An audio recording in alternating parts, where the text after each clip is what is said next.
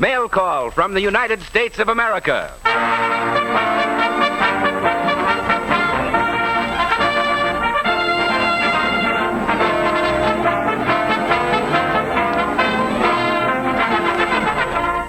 Stand by, Americans. Stand by, fighting men of the United Nations. Here's your special delivery airmail letter from the United States. It's Mail Call, an open letter to you from any American with anything worth saying, playing, or singing. It's Mail Call, the biggest slice of America we can send you in one radio envelope. Okay, America, start writing. Hey, Groucho Marx. Whatever happened to Groucho Marx? That's what I keep asking myself. But I never get an answer. I think I'll turn it over to a detective agency.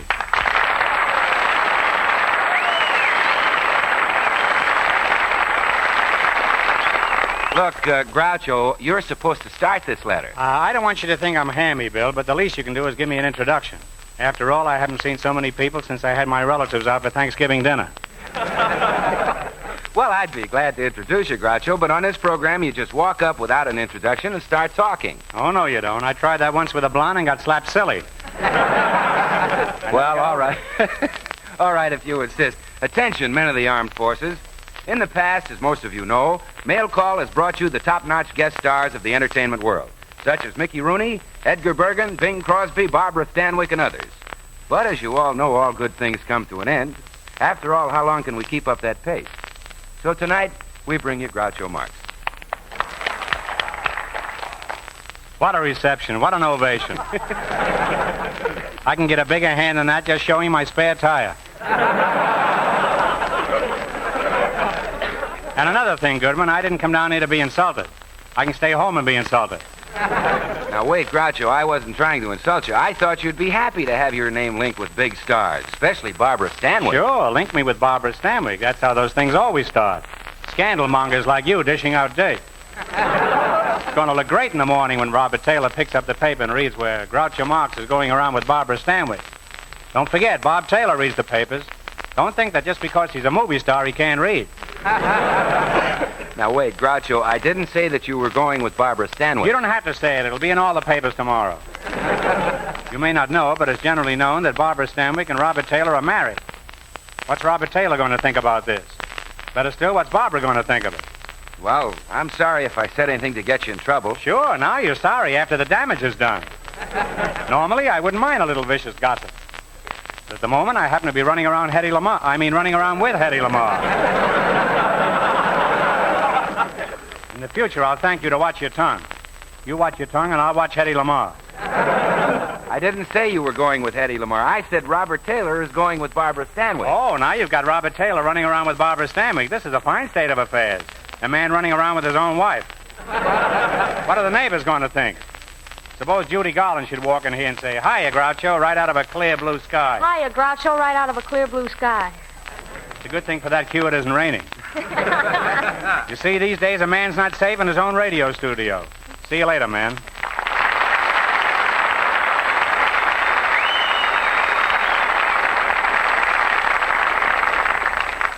Hiya, fellas. This is Judy Garland.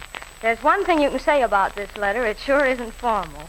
I guess this mail call microphone gets more surprises than any other mic on radio because so many different people drop in to send a paragraph through it. Of course, the important thing is where it comes out.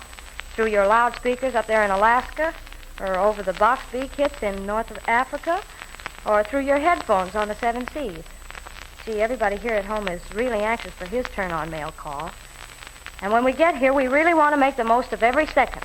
So let's stop the talk and start the tune, and it's I Never Knew.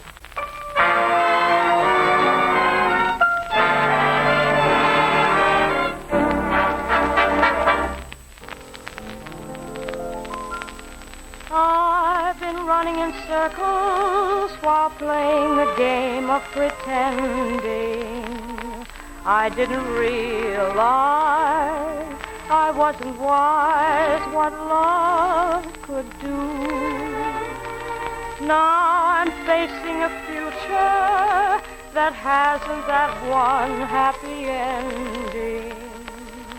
And I'm a fool, I guess, to confess it all to you.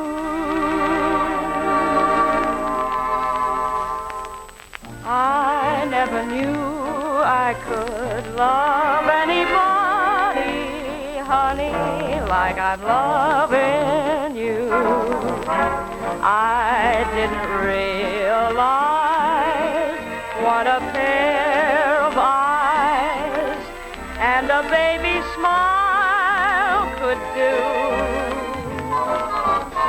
I can't sleep, I can't eat, I never knew a single soul could be so sweet, for I never knew I could love anybody, honey, like I'm loving you.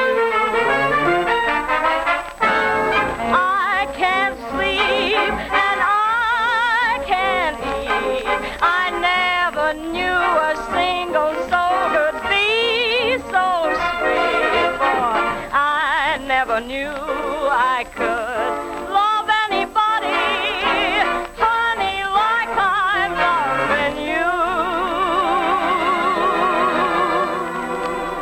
Honey, like I'm loving you.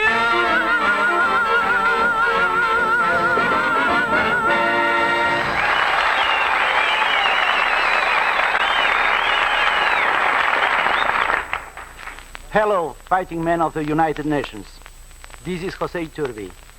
For many years, I have been privileged to appear as concert pianist and conductor before the most distinguished audiences. But the most exciting performance of my career happened a few months ago. And I wasn't even there. I learned about it from a naval officer who had just returned from action in the South Pacific. He was on board of an American fighting ship which had sunk several enemy naval vessels. He told me that one group of men, while at their battle stations waiting for contact with the enemy, played a portable phonograph to relieve the tension. I cannot tell you how proud I was to learn that some of my records were among those played. Tonight, that ship is on the high seas again, and I hope those men are listening, because I would like to dedicate a number to them. I have chosen Sevillana by Albeniz.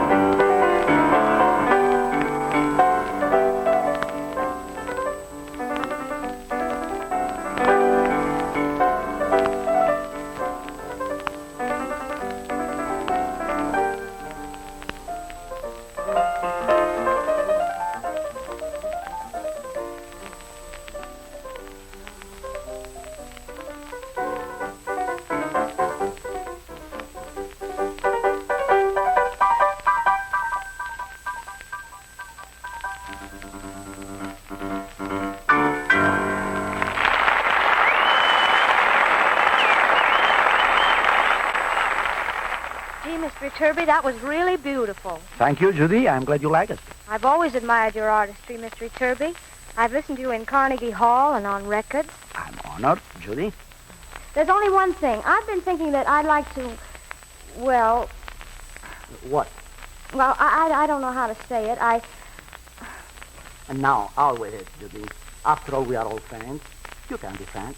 Thanks. Well... Yes? Well, don't you think you're a little bit long hair? Long hair? What do you mean, Judy? Don't you ever want to let yourself go at the keyboard? Let myself go? Get groovy. Groovy? Sure. Make with a jive. You know something, Judy? All my life, I have dreamed of changing my piano style so that I wouldn't have to wear those awful Steve starched wing collars every time I play. Well, Boogie Woogie's the answer. Honest, Mr. Iturbi, I dreamed about it myself only last night. Get this picture. Carnegie Hall, opening night, thousands of people. Slowly the house lights dim. There's a moment's hush. Everyone's waiting, eyes on stage. Then you come out. A burst of applause. You sit down at the piano, and you start to play.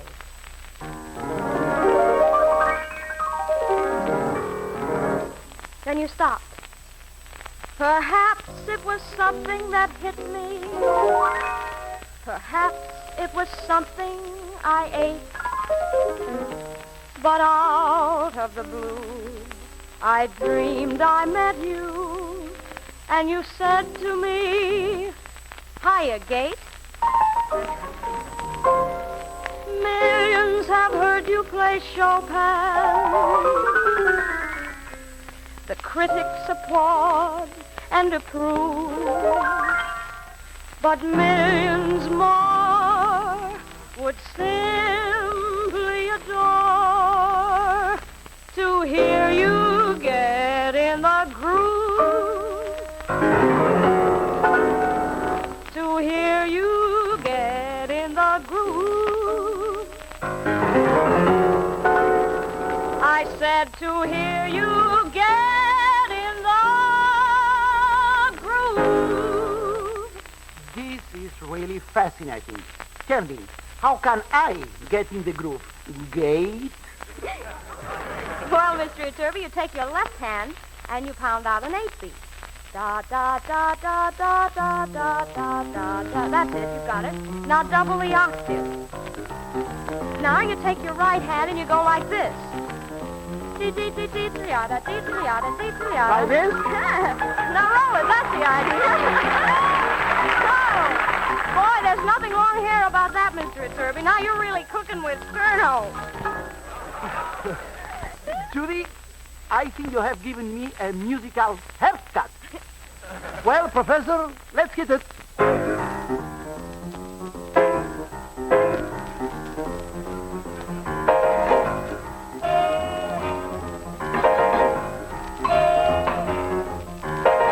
You won't believe it, you'll think it's a dream to hear 'em riffing it right on the beam. But when you hear trumpets give out a call, you'll know the joint is really jumping down at Carnegie Hall. Instead of stars, they play Irving Berlin. Instead of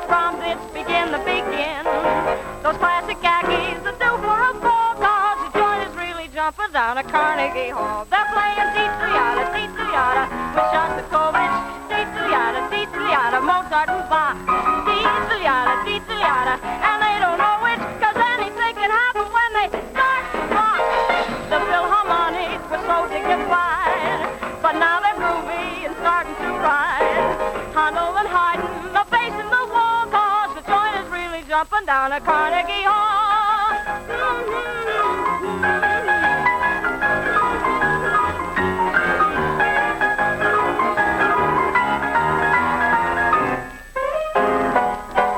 They swing everything with a ding dong, and when the Michael hears them a beat, it's a reed beat that starts to toot with a root toot. That's a bit of all right.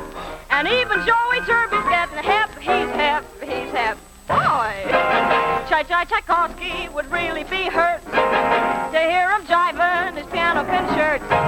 Beethoven's lucky he can't hear at all, 'cause the joint is really jumping. The joint is really jumping. The joint is really jumping, and I mean it's on a Carnegie Hall.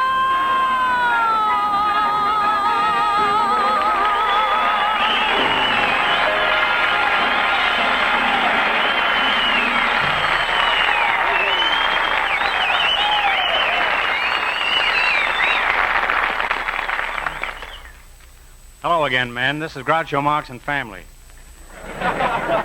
Groucho, what do you mean, family? Well, Bill, when you asked me to appear in this program, I thought it would be a nice gesture if I brought my mother along. Oh, well, that is a nice gesture, Groucho. Thanks, Bill. Well, fellas, I don't like to brag about my mother, but I think she represents the typical American mother, and I'd like you to meet her.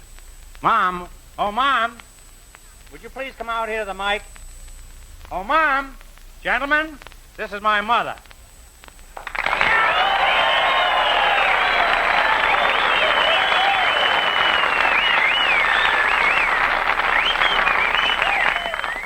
Gentlemen, this is my mother, Mrs. Betty Grable Marx. Betty, I mean Mom. Mom is blushing. It's been many years since the fellows whistled at her. Hello, everybody. It's awfully nice to be here. Mom, I'd like you to meet our announcer, Bill Wolf Goodwin. My, what a cute little fellow. Oh, please, Miss Grable, put me down.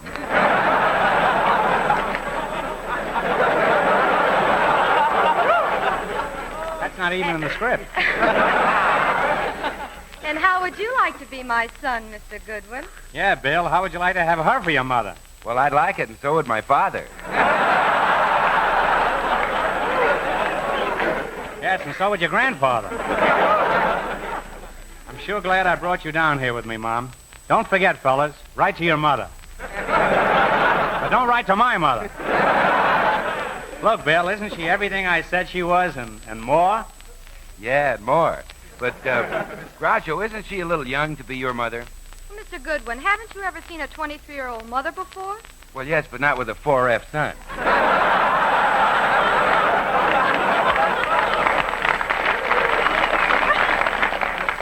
I'm really a 5G. A fellow with two heads.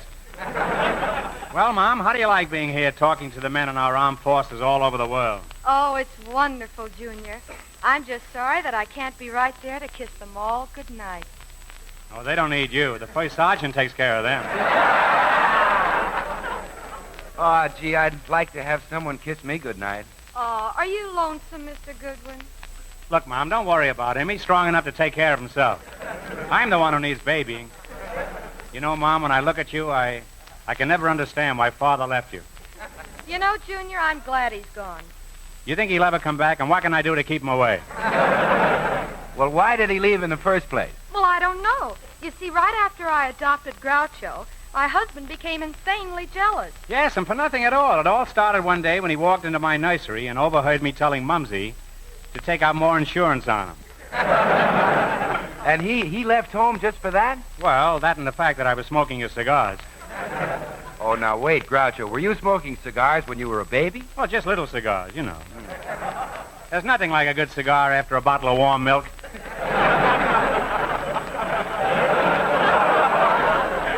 I used to love to drink my milk and then curdle up in my mother's lap.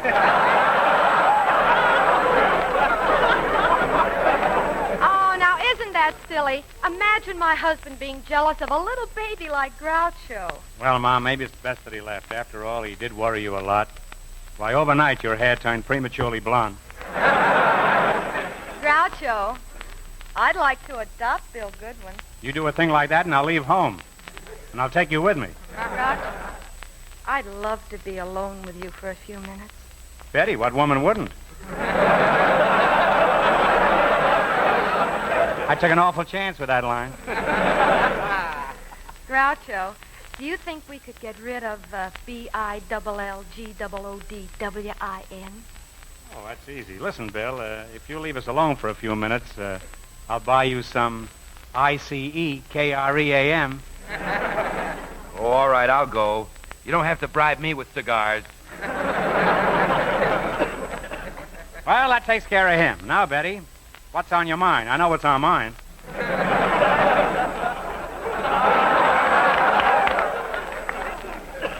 Well, I don't know how to tell you this, Groucho, but, well, there's something burning inside of me that I've been wanting to tell you for a long time. Groucho, it's love. Betty, you've made me the happiest man in the whole world. Well, but Groucho, you see, If I had only known, I'd have worn my toupee. Well, I've got bad news for you, Groucho. It isn't you. I've got bad news for you, too, Betty. I haven't got a toupee.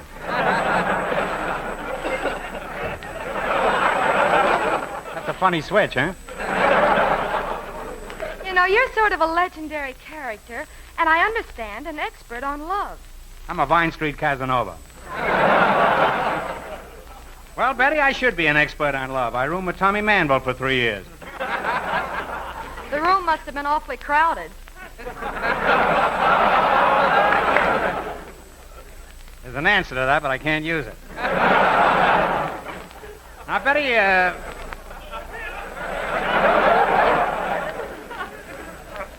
Betty, what would you like to know about love? Well, now, look, I've been going with a fellow for a long time, and I can't get him to pop the question. Betty, perhaps he doesn't love you. Love me? Why, he's crazy about me. He comes to see me every night. Does he come alone, or does he bring his wife? Now, you know I wouldn't go out with a married man. Well, if you get married, you'll have to go out with a married man. Well, why go out with a married man and break up your home? No, Betty, my advice to you is to marry a single fella. But he is a single man, Groucho. I'm sorry, Betty, but if you want me to be of any assistance, you'll have to tell me everything. Now, why don't you take me through a typical evening at home with your boyfriend? Tell me everything. Well, all right. Now, let's see. At 8 o'clock, our doorbell rings. I know. Everybody hides. You think it's the landlord. I rush over to the door, and there he is, that big hunk of man. I usher him into the living room, and we sit on the couch. Doesn't he say hello? He looks at me for a half hour. Then I look at him for a half hour. Well, there's an hour shot to pieces.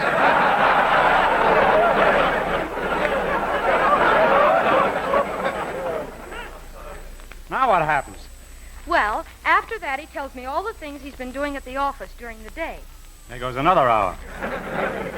Now, during this dreary palaver, does he have his arm around you?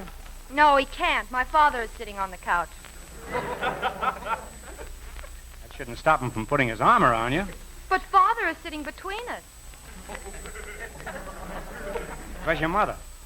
Oh, well, she went with my brother over to his girl's house.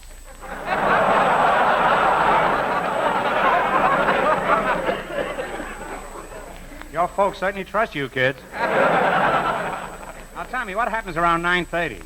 Around 9:30, Father takes an apple out of his pocket and starts to polish it. Does he blow on it first? Then Charlie sees the moon shining through the window. You mean Charlie is still awake? And he suggests that we go out into the garden and sit on the bench. That's the first smart move he's made. Now, when you're seated on the bench in the garden, does Charlie put his arm around you? No, he can't. Father is still sitting between us. Why? What happened to the apple? But Charlie and I just love it there in the garden. It's so peaceful and quiet. The stars are dancing in the sky, and the moon is shining down on Father's apple. Doesn't your old man wear a hat? And the only sound that breaks the stillness of the night is the sound of the frogs as they croak. I'll bet Charlie'd like to hear your old man do that. Now it's about 10:30, and Charlie takes off his gloves. You know, Charlie sounds like a pretty hot lover. I'll bet by 11 he'll take his hat off. Then we go back into the house. You see, Father is getting pretty cold. I imagine by this time Charlie's getting pretty cold, too. Now, when we get back in the living room, we all sit down on the couch. Then Father gets bored and starts to yawn. Are you sure he's bored? Yes, because by this time Mother has joined us. Oh, yes, and my brother, too. Must be pretty crowded on the couch by now. Tell me, what's happened to Charlie? Charlie's sitting on the floor, polishing Father's apple. How long has this apple been in the family? Oh, I don't know, Groucho, but I wish you could tell me how I can get Charlie to marry me. Betty, the solution is very simple. Put your mother and father on the couch. Put your brother on relief. Send Charlie to the fruit store for a bag of apples. Give the apples to your father, pull the bag over Charlie's head, and don't sit under the apple tree with anyone else but me. Anyone.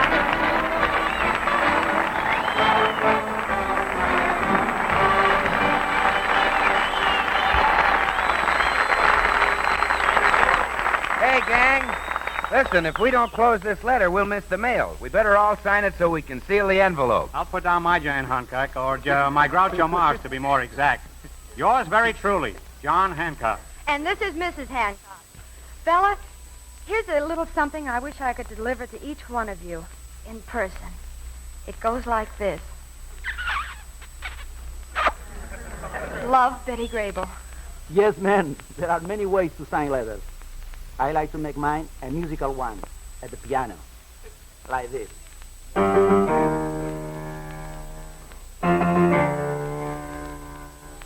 Very sincerely, Jose Iturbi. That's well, Mr. Iturbi. That goes for all of us. You know, fellas, we get to sign this letter to you, but actually, we're just holding the pen for your folks and your girlfriend and your kid sister. So I'll sign yours with love. 131,999,999 folks at home, plus Judy Garland.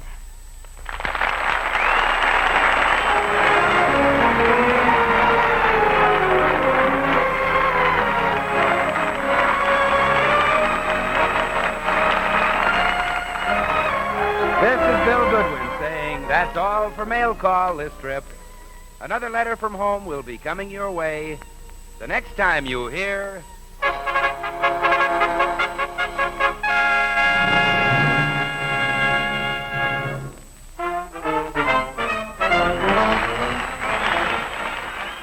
Mail Call is produced for you servicemen of the United Nations by the Special Service Division of the War Department of the United States of America.